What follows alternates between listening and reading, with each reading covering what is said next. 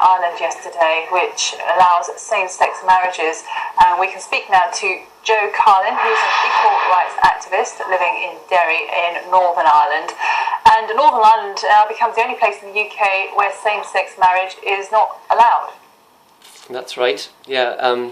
Unfortunately, we appear like a bit of a sore thumb here now in the UK and Ireland, in the British Isles, you know, with our neighbours, but it's unfortunate, and hopefully now that the eyes of England, Scotland, Wales and the Republic are now looking at Stormont, where our assembly are based, and hopefully the pressure's on now to make massive change here in Northern Ireland. Do you think that vote yesterday in Ireland will heap pressure on politicians north of the border then? Absolutely, you know, it's thankfully the border lines are so much more relaxed now than what they were 10 years ago. There's a lot of kind of transition, and there's good movement between the north and south, and it's, you know, when there's 5 fingers and one of them is now looking a bit weird, you know, hopefully now people will just see, come on, like, you know, if such a strong religious-based kind of country like the Republic of Ireland can move with the times, there's really no excuse here in Northern Ireland. You know, it's beyond a joke that it's taken this long. We've been campaigning for so long now with different kind of pushes at Stormont for marriage amendment and equality, and it hasn't happened.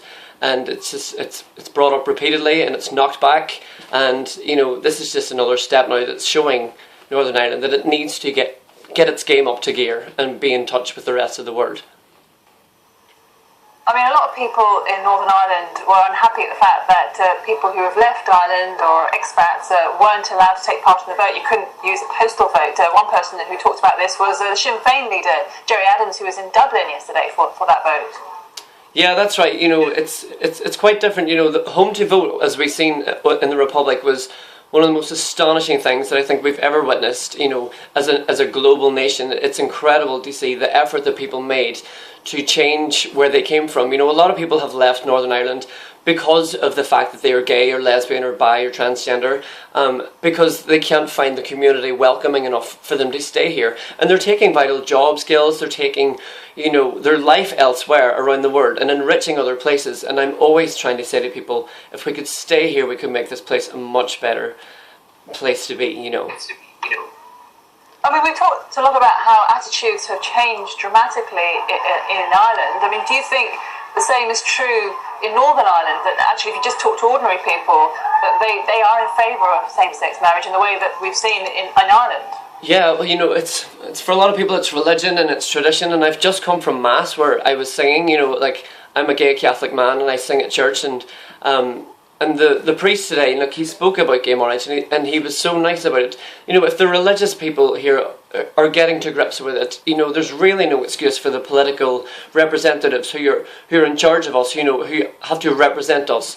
You know, there's no excuse for them to not follow suit. You know, and people, the grassroots people here in the north, you know, they want to see change. They want to move on. We've had a terrible past. We're looking for a brand new future, and this is only one of the vital elements in which can push forward for that to happen.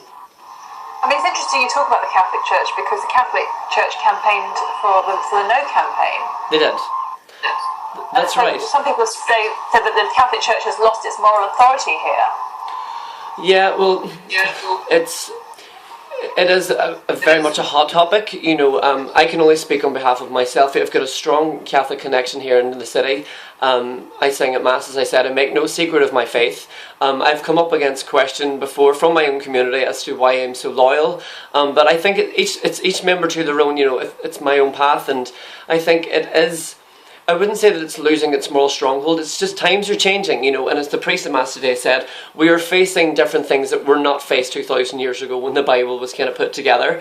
You know, it is, like, it's a transitioning time in which we're living in, and I just feel that hopefully we can all adapt and get to live in a bit more harmony than what we had seen previous. What happened yesterday is incredible, and hopefully now that the church will recognise that, you know, things need to change, and that there's no arguments, there's no bad air, you know, there was no weirdness when I walked into Mass today.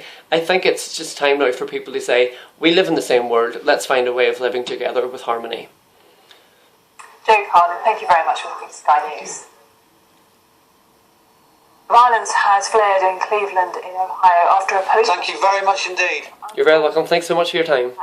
And yours, take care. God bless, bye-bye. And you. number of times while standing on the bonnet of their car. Even Sky News.